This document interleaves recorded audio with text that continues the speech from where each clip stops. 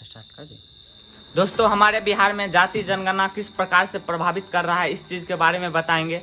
और नेता में किस तरह से जाति जनगणना लेकर टिप्पणी हो रहा है, तो इस चीज़ के बारे में भी बताएंगे।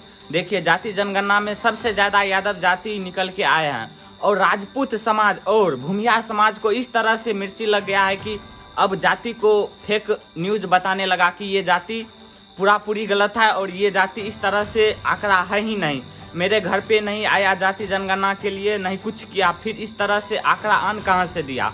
कहा जा रहा है कि जाति में भूमिहार और ये राजपूत दोनों जाति कम दिखाया गया है परसेंटेज, और ये जो सरकारी रजिस्टर्ड जाति है इन दोनों को ज़्यादा दिखाया गया ताकि मुझे वोट मिल सके और ये दोनों जाति मेरे पक्ष में आ सके। जैसे कि यादव और कुर्मी जाति को सरकारी रजिस्टर्ड जाति बताया जा रहा है राजपूत और भूमिहार की ओर से। कैसे हम बताते हैं, यादव का सरकार है तेजस्वी यादव और कुर्मी का सरकार है नीतीश कुमार, इसी के वजह से रजिस्टर्ड जाति बताया जा रहा है। और यहाँ तक नरेंद्र मोदी कह रहा है कि एक दूसरे को बांटने में लगा हुआ है बिहार में। इस तरह से नहीं होना चाहिए, बिहार में एकता होना चाहिए और हर जाति को और हर चीज के अधिकार होना चाहिए। ये जाति जनगणना करके बांट दिया गया है। और मैं बता दूं कि बिहार में जाति जनगणना कराने के लिए 500 करोड़ की खर्च लागत किया गया, इसीलिए विरोधी पार्टी कह रहे हैं कि इतना खर्च करके जाति जनगणना निकाला गया तो क्या फायदा है और क्या नुकसान है। तो आप फायदा बताइए, इससे सिर्फ नुकसान ही नुकसान है।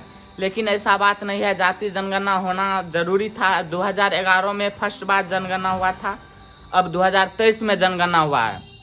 तो 2011 में जिस तरीका से राजपूत और भूमिहार था उन आंकड़ा में अब 2023 में नहीं आया। राजपूत और भूमिहार के समाज, दोनों समाज अब पूरा गुस्सा में है कि ये दोनों आंकड़ा गलत बताया गया, हम दोनों इतना परसेंटेज कम क्यों हो गए। और वहाँ पे पासवान भी अलग ही नाटक कर रहे हैं, पासवान के सांसद, कि ये सब आंकड़ा गलत है। पासवान भी कहीं ना कहीं 8% पे आते हैं। जिस गांव में पासवान 800, 300, 800, 900 है, वहाँ पे यादव 1000 है। हम मानते हैं कि यादव की जनसंख्या बहुत है और दूसरे नंबर पे पासवान भी है। यदि यादव की लाठी कोई तोड़ सकता है तो पासवान तोड़ सकता है, यादव की कोई लाठी रोक सकता है तो पासवान रोक सकता है। इस तरह से बात किया है। और कहा जा रहा है कि जब जीताराम मांझी किसी मंदिर में जाते हैं तो किस तरह से उस मंदिर को धो दिया जाता है कि जाति में भेदभाव किया जाता है। लेकिन कहते हैं कि जाति जनगणना क्यों निकाला गया, तो जाति जनगणना निकालना जरूरी था क्योंकि सबसे ज्यादा परसेंटेज अहीर है, यादव है, तो हक भी उन्हीं को मिलना चाहिए। जितना परसेंटेज रहेगा उसको उतना ही हक मिलना चाहिए। लेकिन बिहार में ऐसा नहीं है, तो अब से यही नियम होगा कि जो जितना परसेंटेज है उनको उतना ही हक मिलना चाहिए। और सबसे ज्यादा यादव और उनके बाद कुर्मी है। तो आपको बता दूं कि 500 करोड़ खर्च करना क्या सही है क्या गलत है, जाति जनगणना से क्या सही है और क्या गलत है और क्या प्रभाव पड़ सकता है, इस चीज के बारे में बताइएगा। और सरकार में जिस तरह से अभी घमासान देखने को मिल रहा है, कहीं ना कहीं जाति जनगणना लेके बहुत ही परेशानी बढ़ सकती है। इस पे डायरेक्ट सरकार पे भी चोट पड़ सकता है। क्या होने वाला है आगे आप देखिए। और एक बात और है कि जाति जनगणना नहीं निकालना चाहिए, हर किसी एक जाति को एकता दिखाना चाहिए और हर कोई मिलकर दुश्मन को छक्का छोड़ाना चाहिए। लेकिन बिहार में जाति जनगणना करके एक दूसरे को बांटने में लगा है कि ये जाति इतना है, ये जाति इतना है।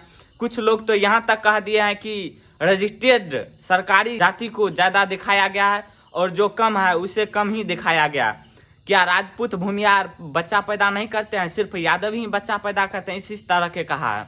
और जब से जाति जनगणना में अहीर नंबर 1 पे है, तब से अहीर में कुछ अलग ही पावर देखने को मिला है। और अहीर हमेशा स्टेटस पर लगाकर अपना जाति को बढ़ा चढ़ाकर दिखाने में लगा है। लेकिन वहीं पे वेद प्रकाश जो रिपोर्टर है कहते हैं कि यदि यादव इतना परसेंटेज है तो उसे हक मिलना चाहिए हर चीज में।